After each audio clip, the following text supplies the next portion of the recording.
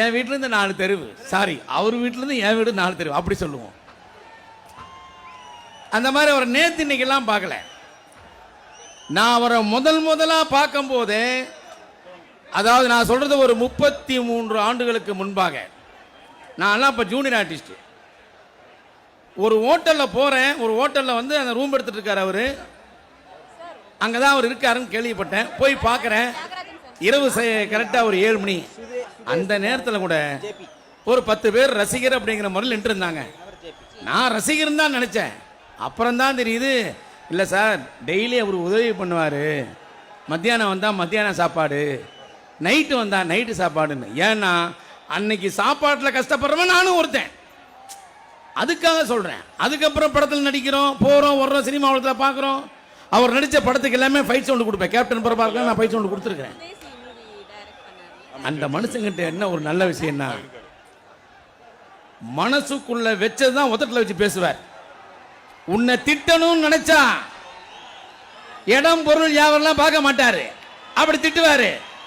உன்னை புகழணும்னு நினைச்சா அதே மாதிரி புகழ்ந்து பேசுவார்.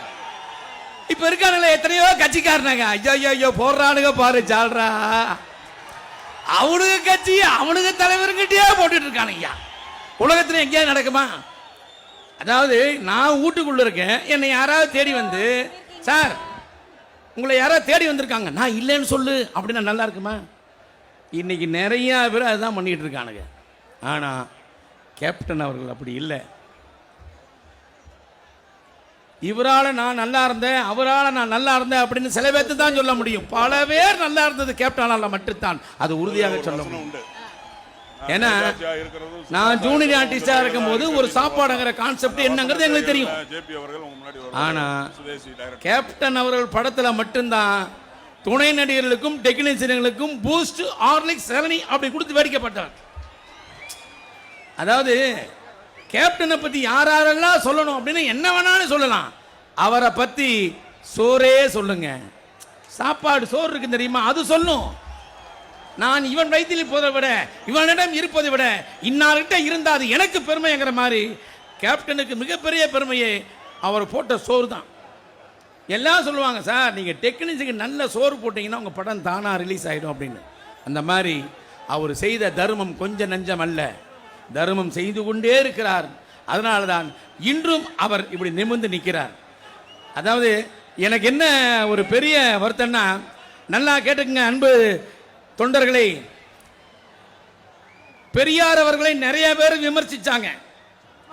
ஆனா ஒரு சில பேர் கண்டனம் தெரிவிச்சாங்க, ஒரு சில பேர் திட்டுனாங்க.